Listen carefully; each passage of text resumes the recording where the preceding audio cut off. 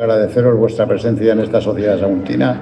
En segundo lugar, agradecer a la Sociedad Vitivinícola Saguntina que ha prestado sus instalaciones para que se pueda realizar la presentación de este libro. Aquí nuestro compañero Luis Alberto García González, inspector de policía que tomó posesión en el año 82 en Bilbao, nacido en Bilbao, estuvo toda su carrera profesional hasta que fue comisario y volvió a incorporarse a Bilbao. O sea que lleva 43 años, si mal no recuerdo, en la policía en activo y 2 años de jubilado.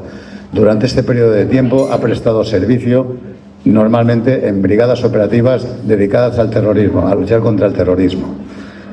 Tiene una Cruz Roja a mérito policial, 2 cruces blancas a mérito policial, una Cruz Blanca de la Guardia Civil, otra Cruz Blanca, alrededor de 250 felicitaciones públicas, varias menciones tanto de la policía como de las autoridades de la ciudad de Bilbao, donde él nació. Y bueno, aquí lo tenemos, ha venido a presentarnos su libro para contarnos sus experiencias durante 43 años destinado en el País Vasco. Aquí os lo dejo, todo para vosotros. Pues muy buenas tardes, señoras y señores, queridísimos compañeros, amigos. Muchísimas gracias por su asistencia y muchísimas gracias por su presumible atención. Permítame antes de nada que haga extensivo el agradecimiento a 3 compañeros sin que los cuales este acto hubiera sido imposible. Me han facilitado absolutamente todo para que yo esté aquí presentando mi libro.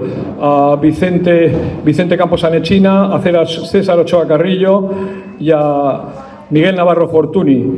Y como no podía ser de otra forma, a la Sociedad Vitivinícola de Sagunto, que sin preguntarme nada, sin exigirme nada a cambio, me permite presentar mi libro hoy aquí y, lo más importante de todo, expresarme en libertad. A casi todos los asistentes os conozco, hay auténticas leyendas de la policía, pero como no puedo citaros porque no quiero correr el riesgo de que se me olvide alguno, mi eterno agradecimiento y sin más empiezo a deciros un poco de lo que consta el libro.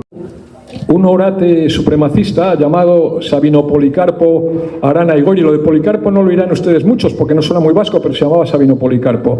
Y su hermano Luis Arana decidieron que Vizcaya, no el País Vasco, en un principio fue Vizcaya, era una provincia sojuzgada por España, represaliada, y que no disfrutaba de los derechos forales que debía.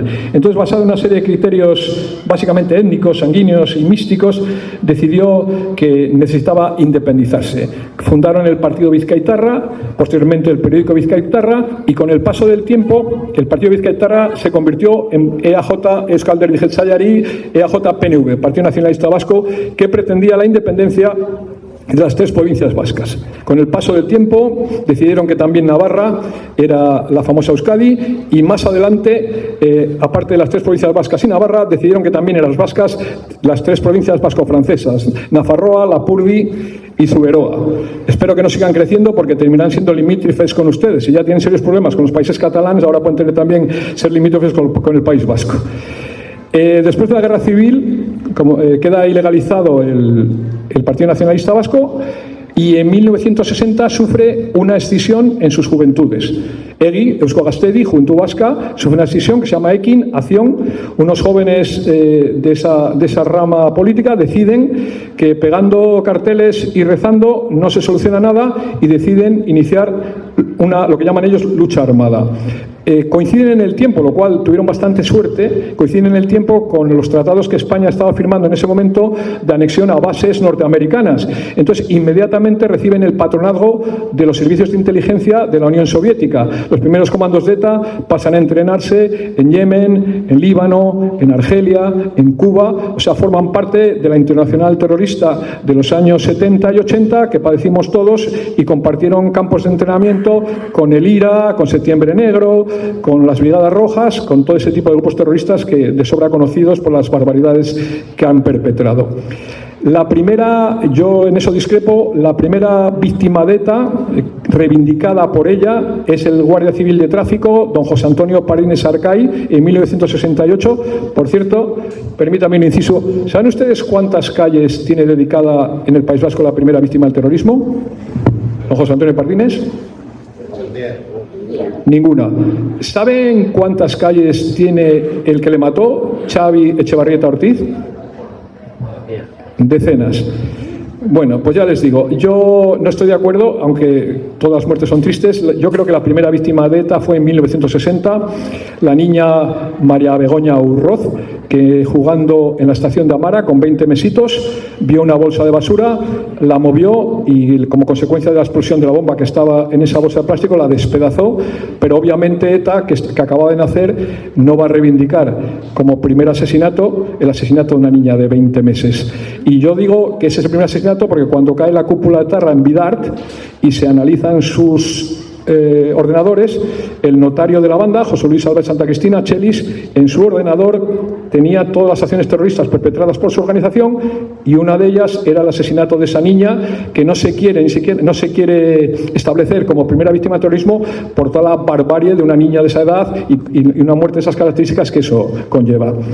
Con el paso del tiempo hay una escalada sangrienta y en 1977 en las Cortes Generales, en un intento de reconciliación entre españoles, aprueban lo que se llama la ley de amnistía, intentando, pues eso, que todos los delitos de intencionalidad política, con independencia del resultado causado, pues fueran amnistiados. Desaparecen todos los presos de ETA de prisión. No queda ningún terrorista de ETA en la cárcel. ¿Saben cómo lo agradecen? En los años inmediatamente posteriores, 79, 80 y 81, ETA asesina a 300 personas. Quedaban inaugurados los tristemente conocidos como años del plomo. La banda sigue con su carrera sangrienta hasta 2010, en la que prácticamente, por una decisión meramente estratégica, con más de 700 miembros de ETA en prisión, y con pocas posibilidades de sobrevivir, decide una salida política y decide disolverse en 2018. Llegamos a 3 veces ha estado ETA contra las cuerdas y las 3 veces por la actividad de la policía, de la Guardia Civil y de la Administración de Justicia. También hay que tener en cuenta la colaboración francesa, que fue definitiva para que estos decidieran pedir árnica porque no podían sobrevivir mucho tiempo más. Y llegamos a 2018, fecha en la que deciden disolverse. Y llegamos a nuestros días en las cárceles ahora mismo. Si ustedes tienen alguna duda sobre la situación penitenciaria de los presos de la organización terrorista, pueden entrar en Google, en una página que se llama Etxerat, que significa a casa, y ahí les establecen dónde está cada preso. A día de la fecha quedan 60 miembros de ETA en prisión, de los cuales, salvo 14, salen todos fuera, aplicándoles diferentes beneficios penitenciarios, como es el 3er grado. Solo van a la cárcel a dormir. Si este ritmo de excarcelaciones continúa, calculamos que a finales del año que viene prácticamente no quedará ningún miembro de ETA en prisión.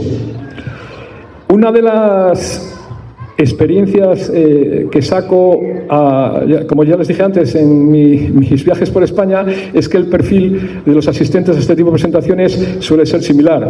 Gente honrada, gente que paga sus impuestos, que madruga, que cumple las leyes, buena gente. Entonces entiendo perfectamente que, dado ese perfil y esas características, se pueda llegar a perdonar. Lo que no puedo entender nunca es que se pueda llegar a olvidar, porque no por nosotros, sino por la cantidad de bellísimas personas cuya vida fue cercenada en la flor de la juventud, por la cantidad de gente, de familias destrozadas, de inquietudes que no se cumplieron. O sea que, por lo tanto, les rogaría que con el paso del tiempo, ya saben que se pretende extender un manto de silencio, un relato interesado y maquillado, les rogaría que el que sea creyente les dedicara una oración y el que no sea creyente que cuando pudiera les dedicara un recuerdo. Y como dicen los juramentos, si es así, que Dios se lo premie, y si no, que se lo demande. Que ese mismo Dios les bendiga, que bendiga a todos los servidores de la ley y el orden y sobre todo que bendiga a España, que lo necesita más que nunca. Por España, todo por España, que iba siempre España. Muchas gracias.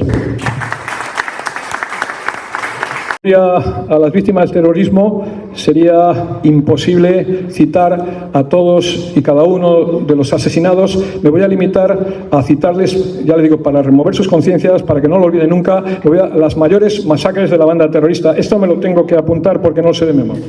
En 1974, la banda terrorista coloca en los baños de la cafetería Rolando de Madrid, al lado de la Dirección General de Seguridad, una bomba que causa 13 muertos y 50 heridos.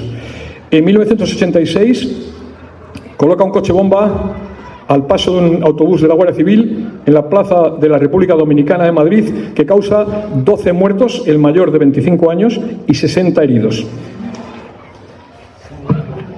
En 1987 colocan un coche bomba en el mercado de Hipercor, en el Corte Inglés de Barcelona, que causa 21 muertos y más de 50 heridos. 5 de los muertos eran niños de corta edad. En 1987 coloca un coche bomba al lado de la Casa Cuartel de Zaragoza, que causa 11 muertos y 88 heridos. De los 11 muertos, 5 eran niños de corta edad. Y por último, en 1991 dejan caer por la rampa que da acceso al cuartel de la Guardia Civil de Vic un coche cargado de explosivos que causa 10 muertos y 44 heridos. De los 10 muertos, 5 eran niños de corta edad. Si esto no es necesario que lo recordemos, que venga Dios y lo vea. Estoy a su disposición para las preguntas que consideren convenientes. Muchas gracias.